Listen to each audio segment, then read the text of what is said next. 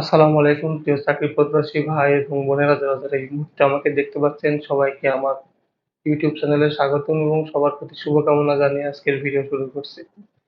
আজকে থাম্বনেল দেখেই বুঝতে পারছেন কোন বিষয় নিয়ে কথা বলবো এবং হ্যাঁ, ভিডিওটা খুবই ছোট হবে। প্লিজ না টেনে শেষ পর্যন্ত দেখার অনুরোধ রইলো এবং চ্যানেলে নতুন হয়ে থাকলে অবশ্যই চ্যানেলটি সাবস্ক্রাইব করে আমার পাশে থাকার জন্য বিশেষভাবে অনুরোধ জানাচ্ছি।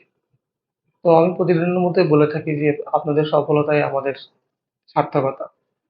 আপনারা যারা আমার ভিডিও নিয়মিত দেখেন তাদেরকে আমি সবসময় শ্রদ্ধার নজরে দেখি এবং যারা নতুন আসছেন তাদেরকে বিনয়ভাবে বলছি চ্যানেল নতুন হয়ে থাকলে অবশ্যই সাবস্ক্রাইব করে পাশে থাকুন। আমি প্রত্যেকটা ভিডিও আপনার প্রয়োজন অনুসারেই বানিয়ে থাকি। আমার কমেন্ট অনুসারে আমি ভিডিও বানানোর চেষ্টা করি।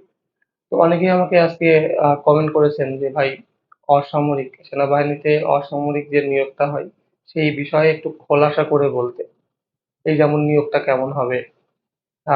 অসামরিকের ক্ষেত্রে কি প্রমোশন আছে কিনা, পেনশন সুবিধা কিরকম, চাকরির ক্যাটাগরিটা কিরকম। তো আজকে সেই বিষয় নিয়েই কথা বলতে চাচ্ছি। ভিডিওটা খুব যে আহামরি একটা বড় হবে তা না, খুব ছোট একটা ভিডিও হবে। সো না টেনে দেখার অনুরোধ রইল। প্রথমত বলে রাখি যে বাংলাদেশ সেনাবাহিনীতে দুই ধরনের নিয়োগ হয়ে থাকে। প্রথমটা হচ্ছে একটা হচ্ছে সামরিক এবং আরেকটা হচ্ছে অসামরিক। এখন আপনার ডিসিশন হচ্ছে আপনার বয়স ভেদ, আপনার যোগ্যতা অনুযায়ী আপনি কোন ভাবে অ্যাপ্লাই করবেন বা আবেদন করবেন। সামরিক বাহিনীর ক্ষেত্রে আপনারা সবাই জানেন যে বাংলাদেশ সেনাবাহিনীতে সৈনিক পদে যেটা নিয়োগ হয়ে থাকে সেটার বয়স সীমা হয়ে থাকে ১৭ থেকে ২০ বছর এবং শিক্ষাগত যোগ্যতা লাগে জিপিএ 3 পয়েন্ট সর্বনিম্ন যেকোনো বিভাগ থেকে। ছেলেদের ক্ষেত্রে ৫ ফুট ৬ ইঞ্চি উচ্চতা এবং মেয়েদের ক্ষেত্রে ৫ ফুট ২ ইঞ্চি উচ্চতা লাগে। কিন্তু বাংলাদেশ সেনাবাহিনীতে অসামরিক কর্মকর্তা অথবা কর্মচারীতে যদি আপনি আবেদন করতে চান, এখানে আপনার শিক্ষাগত যোগ্যতা এসএসসি সমমান অথবা ৮ম শ্রেণী পাস হইলেও চলবে। এমনকি অক্ষর জ্ঞান সম্পূর্ণ যদি আপনার শিক্ষাগত যোগ্যতাও থাকে তাহলেও কিন্তু বাংলাদেশ সেনাবাহিনীর অসামরিক পদে আপনি আবেদন করতে পারেন। এখানে বৈবাহিক অবস্থা বিবাহিত, অবিবাহিত, তালাকপ্রাপ্ত, বিপত্নী বিভিন্ন ধরনের কোনো কন্ডিশন ছাড়াই। তবে আপনি যদি ফৌজদারি মামলায় কোনো আসামি না হয়ে থাকেন তাহলে আপনি এখানে নিশ্চিন্তে আবেদন করতে পারেন। বয়সসীমা হচ্ছে ১৮ থেকে ৩২ বছর। আমরা জানি যে ২৪ এর পরে সরকার নতুন যে আইনটা পাস করেছে সেখানে চাকরির বয়সসীমা ১৮ থেকে ৩২ বছর করা হয়েছে। সো এখানে আপনার বয়স যদি ১৮ থেকে ৩২ বছর হয়ে থাকে তাহলে আপনি বাংলাদেশ সেনাবাহিনীতে নিশ্চিন্তায় আ অসামরিক কর্মকর্তা এবং কর্মচারীর পদে আবেদন করতে পারেন। আর ২ নম্বর যেটা বলতে চাচ্ছি সেটা হচ্ছে প্রমোশন আছে কিনা? হ্যাঁ, বাংলাদেশ সেনাবাহিনীতে সামরিক চাকরিতে যেভাবে প্রমোশন হয়, বাংলাদেশ সেনাবাহিনীর অসামরিক কর্মকর্তা এবং কর্মচারী পর্যায়েও কিন্তু প্রমোশন হয়ে থাকে। তবে সেটা বিশেষ ক্যাটেগরিতে। যেমন আপনার ট্রেড অনুযায়ী যদি আপনার ৪র্থ গ্রেডের আপনি একজন কর্মচারী হয়ে থাকেন, তাহলে তো আপনি প্রমোশন পাবেন।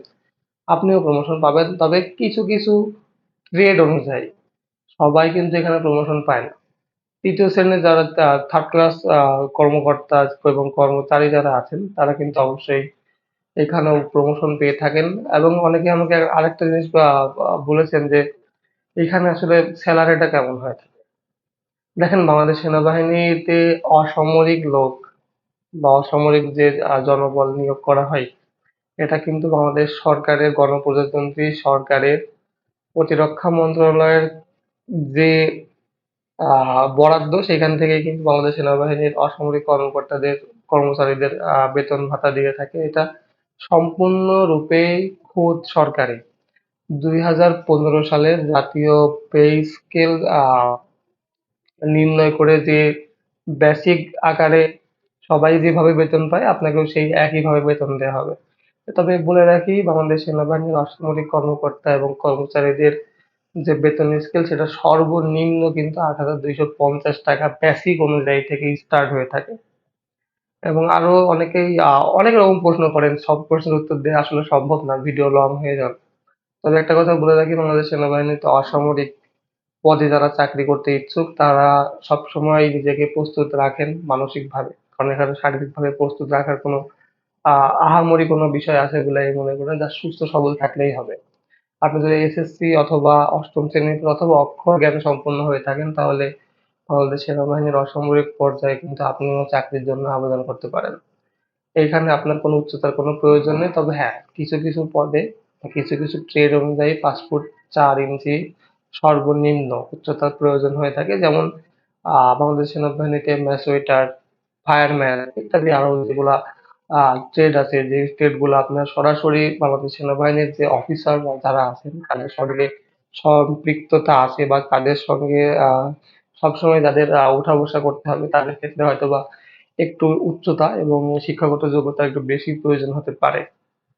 তবে বাংলাদেশ সেনাবাহিনীর অসামরিক পর্যায়ের নিয়োগটা কবে হবে এই সার্কুলারটাই বেশি হয়। তো তাদেরকে বলে রাখছি যে ভিডিও যেহেতু শেষ পর্যায়ে চলে আসছে বলেই দিই।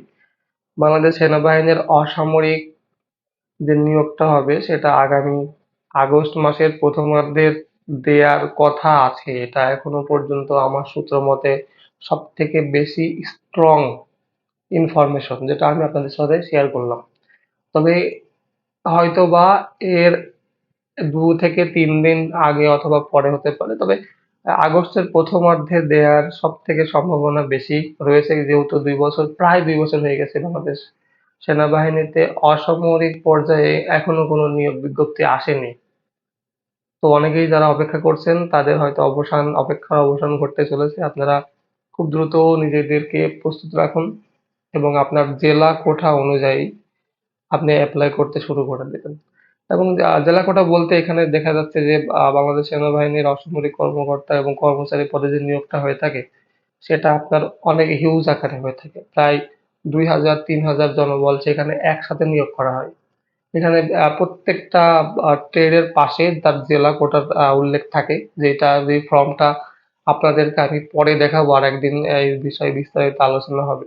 আজকে আর ওই বিষয় নিয়ে যাচ্ছি না। আজকে ভিডিওটা এখানেই শেষ করতে চাচ্ছি কারণ ভিডিওটা ইতিমধ্যে অনেকখানি বড় হয়ে গেছে। তো যারা এতক্ষণ আমাকে ধৈর্য সহকারে দেখলেন তাদেরকে অসংখ্য ধন্যবাদ জানাচ্ছি এবং সেই সাথে সবার প্রতি আমার শুভকামনা রইলো। যারা চাকরি প্রত্যাশী ভাই এবং বোনেরা আছেন যারা আমার ভিডিও নিয়মিত দেখেন সবাইকে আল্লাহ তাআলা বেকারত্বের হাত থেকে রক্ষা করুক। সবাই নিজের পায়ে প্রতিষ্ঠিত হয়ে সমাজের উপরে মাথা উঁচু করে দাঁড়ান।